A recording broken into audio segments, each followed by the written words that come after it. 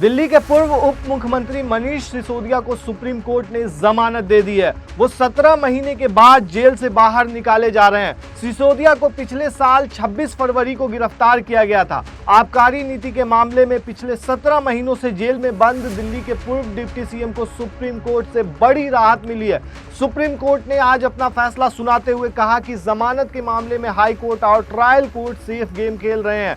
सजा के तौर पर जमानत से इनकार नहीं किया जा सकता। अब समय आ गया है कि अदालतें समझे कि जमानत एक नियम है और जेल एक अपवाद है। वहीं सिसोदिया के जमानत पर खुशी जाहिर करते हुए संजय सिंह यानी आम आदमी पार्टी के नेता ने कहा कि सत्य की जीत हुई है। मैंने जैसा पहले भी कहा कि इस मामले में कुछ भी सच नहीं था।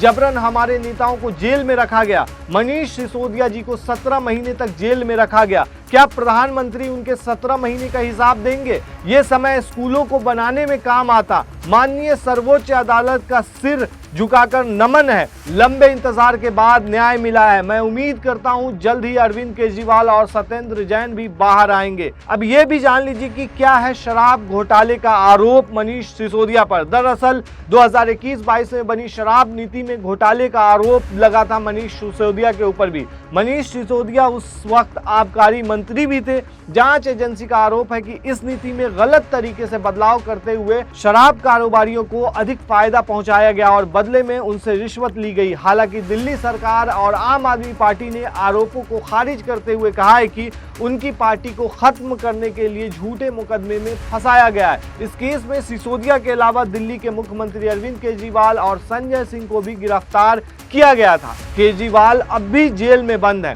वहीं अभी जो सिसोदिया को जो जमानत मिली है उस कुछ शर्तों पर जमानत मिली है। सर्वोच्च न्यायालय ने सिसोदिया को कुछ शर्तों पर जमानत दी है। पहला यह है कि 10 लाख रुपए का मुचलका भरना होगा। इसके अलावा उन्हें 2 जमानतदार पेश करने होंगे। वहीं तीसरी शर्त यह है कि वो अपना पासपोर्ट सरेंडर कर देंगे। इसके अलावा मनीष सिसोदिया को सोमवार और गुरुवार को थाने में हाजिरी भी लगानी पड़ेगी।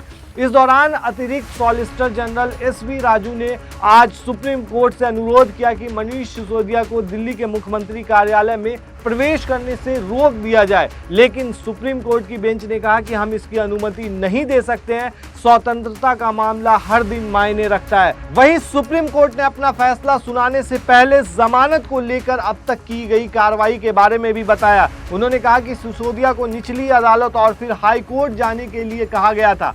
अगर राहत नहीं मिलती तो सुप्रीम कोर्ट आने के लिए भी कहा गया था। इसके बाद उन्होंने यानी कि मनीष सिसोदिया ने दोनों अदालतों में याचिका दाखिल की थी। सुप्रीम कोर्ट ने कहा कि इस मामले में ट्रिपल टेस्ट आड़े नहीं आएगा, क्योंकि यहां मामला ट्रायल के शुरू होने में देरी को लेकर है। निचली अदालत ने राइट टू स्पीडी ट्रायल को अनदेखा किया और मेरिट के आधार पर जमानत नहीं दी। ईडी की तरफ से कहा गया कि इस मामले में अलग अलग आरोपियों की तरफ से कई याचिकाएं दाखिल की गई। वहीं सिसोदिया ने जो अर्जियां दाखिल की हैं उसमें ज्यादातर अपनी पत्नी से मिलने या फाइल पर हस्ताक्षर करने के लिए थी। सीबीआई मामले में 13 और ईडी मामले में 14 अर्जियां दाखिल की गई थी।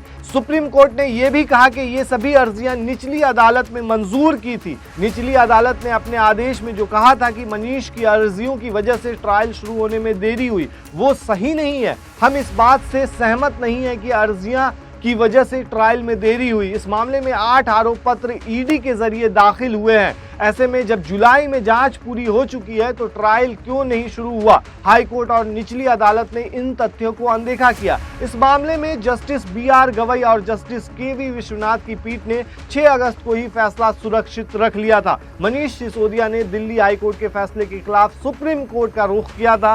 दरअसल हाई कोर्ट ने सिसोदिया की जमानत याचिका खारिज कर दी थी, जिसके बाद अब ये बड़ा फैसला आया है, जिसके बाद आम आदमी पार्टी में खुशी की लहर है और वो कह रहे हैं कि उनका मानना है कि अब अरविंद केजरीवाल को जल्द ही जमानत मिल जाएगी। आप क्या कहते हैं दोस्तों? इस मामले पर हमें कमेंट में जरूर बताएं।